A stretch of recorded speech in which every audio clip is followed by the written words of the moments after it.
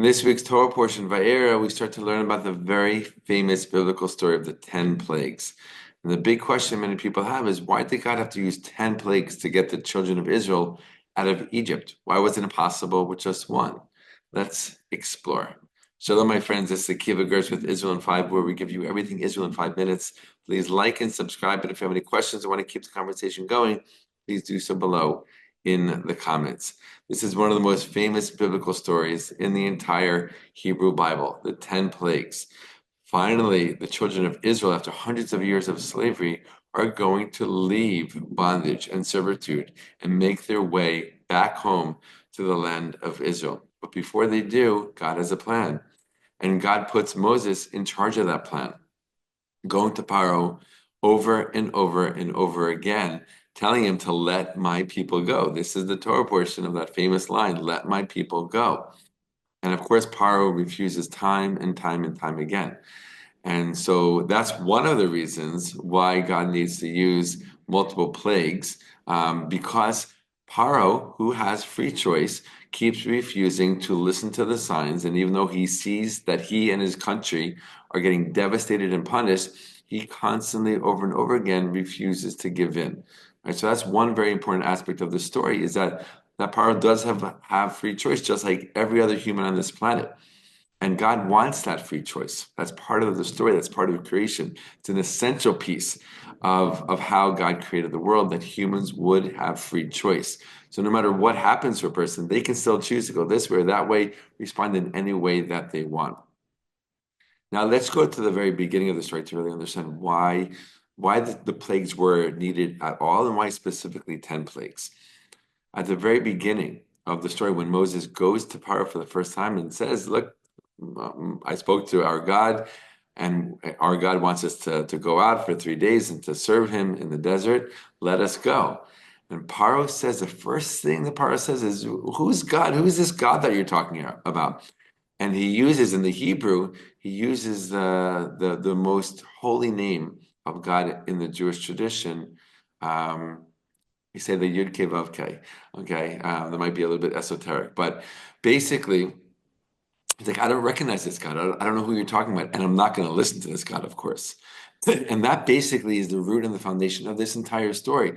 Because Paro, he is the leader of Egypt, the most powerful country in the world at that time, and also the most steeped in black magic and polytheism and multiple gods, and all that.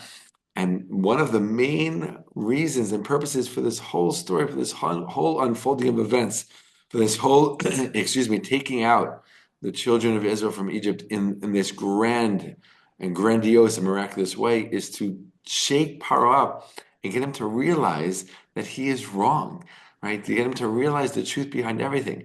He believes in God's behind every natural force, right? He believes in a world that is not unified, that doesn't come back to one unified source, which Judaism and other monotheistic religions do believe.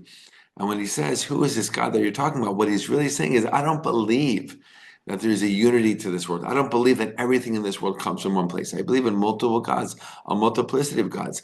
The rain has a God, the clouds have a God, the sky has a God, the land has a God, and so on and so forth. And he sees a very disunified, right, and disparate reality.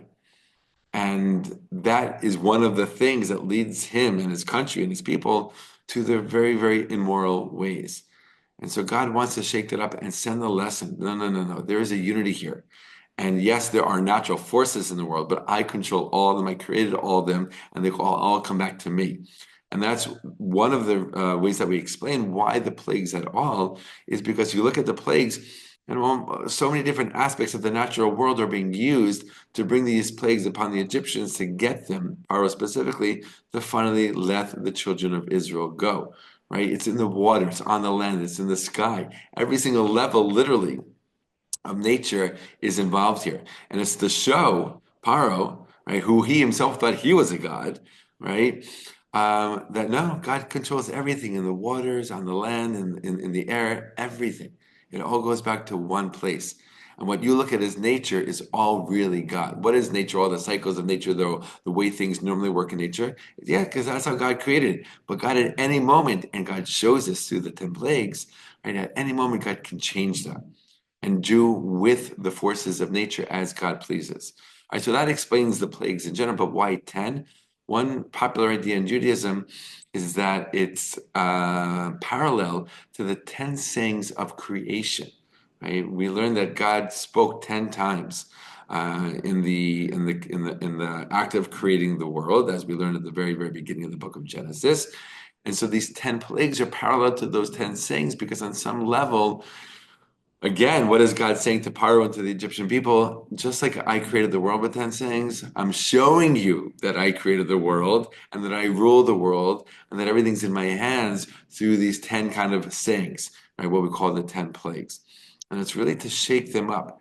And as the plagues go on, we see that Pharaoh is starting to open up. He's starting to get it. He even says some certain things that makes it look like, one, he's going to let the children of Israel go any second. I mean, he says that and then he backtracks. But two, that he's starting to believe in this idea of a one God, of a unified God behind everything. But then he snaps right back into his old ways. And that's why he needs over and over and over again until 10 plagues is reached to finally break open, literally break open the heart of Paro and finally get him to one, agree to let the children of Israel go and finally get the point, right? Understand the lesson that God is sending him through these 10 plagues.